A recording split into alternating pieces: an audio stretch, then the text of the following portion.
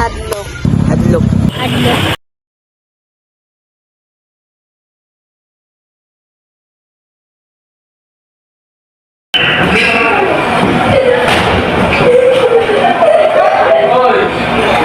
Familiar, right?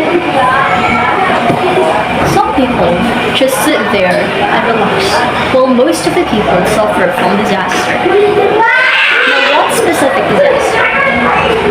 Typhoon and earthquake that happened last October and November 2025. Now, before anything else, good day. I'm Brianna Jane Personal from STEM Malaban Excellence. And this day, I'm going to interview at least 5 people that experiences typhoon and earthquake. I'm going to question them about what they can say and what they did after and during the typhoon and the earthquake. So, what am I waiting for? Let's start. So here's our first interviewee for the day. We have... What's your name, ate? Annalyn So, Quiroz. ate Annalyn, unsa may masulti nimo bahin atong linog o bagyo nga atong nasinatian diri sa Maslog? Ang amon natin sa tiyan tong kuan sa bagyo kay puting paita. Idan mi sa bungtod ang atog nya. Wami tarong ato kuan ang wag puyo kaon or kanang katog. Now bayan sa linog nakabantay mi day na ato kay nagmata pa man mi. Onya ate, diba naa naman to'y epekto ang bagyo og linog after ato? Unsa man imong masulti para sa mga tao or para sa gobyerno bahin atong mga nahitabo since nipatay man jud to og mga daghan kayong tao? Bayan sa tabang sa gobyerno nang uban natagaan uban kay wala. So, thank you Ate Annalyn Quiroz for being our interviewee for the day. So, here's our second interviewee for the day. We have Rhea Melody Borbano. Rhea Melody Borbanon. So, Ate Rhea, unsa man imong masulti bahin natong paglinog ug pagbagyo nga atong nasinati diri sa Maslog? Ako lang masulti nga pait jud kaayos nga tanan kay. Daghan jud kayo og nga kuana na to ang mga bay sa bugaw pa lang gani daan nga lumpag na nya dinhi taas kayo nga baha nga ni lapaw gid na as in lapaw gid siya tao makapatay gid siya tao pero kanang akong masulti lang gid nga salamat sa Ginoo kay safety ra gid kay mi. Bahin sa atong linog ko. Sa linog sad kay dili man kayo ingon nga linog jud kayo diri dito man gid sa bugo na nakuanan gyud. So ako masulti sad kay salamat sa gid sa Ginoo nga na safety ra gid mi diri nga wag gid kusog kay daghan kay mga bata gyud as in. And since ato mang nakita ang epekto sa linog ug bagyo ate, nga nipatay jud og daghan kay mga tawo og niguba og mga infrastructure, unsa man ang imong masulti para sa mga tawo and especially para sa government?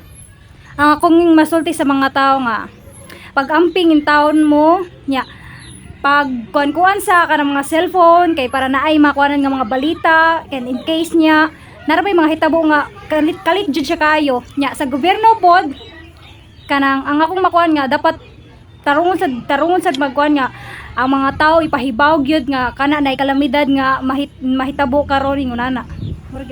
So thank you Ate Rhea for answering the questions. So here's our third interviewee for the day. We have Imelda Borbano. Dakong epekto ang pagbagyo ug ang paglinog dinhi sa Cebu. Usa sa mga relief good nga wa gud kay makaabot diri sa tuwa ug sa dito sa Bugo. Para sa mga tao angay gyud mag-andam-andam ta og mag-uwan kay makasinati at dagkong baha sa linog mag-andam-andam gyud ta nya sa gobyerno. Pasalamat ta nga naay naabot sa gobyerno sa tuwa. Bisan man lang og dugay nga hinabot pero hinabot ra gyud.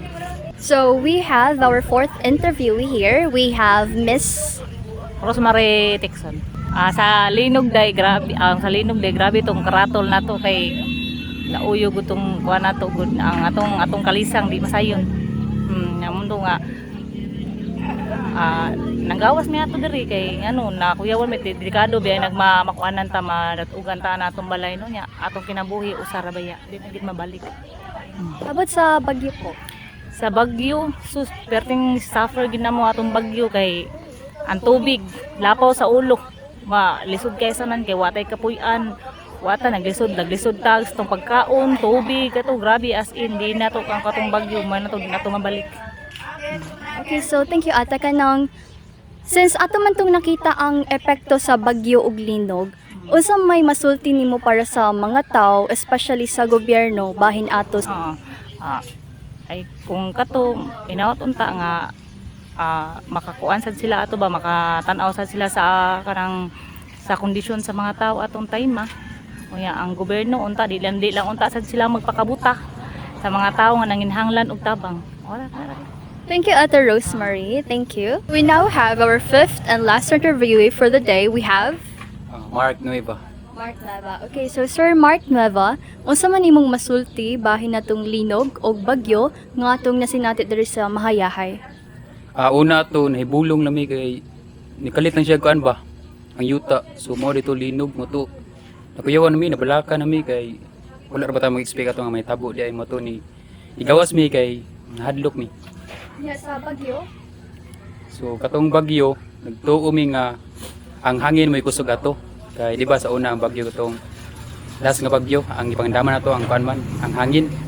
So mo to mong gibuhat nga nagkuan mi sa mga atop nagpugong para sa umabot nga bagyo.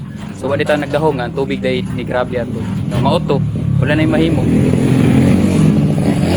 So, witness sad ko sa katong pagbaha diri since taga Mahayahay sad ko.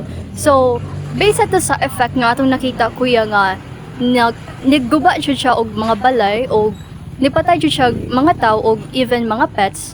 Unsa man imong masulti sa mga tao og especially sa gobyerno? Kanang sila anda mutabang sa kapwa nato nga na kuan na nga bagyo.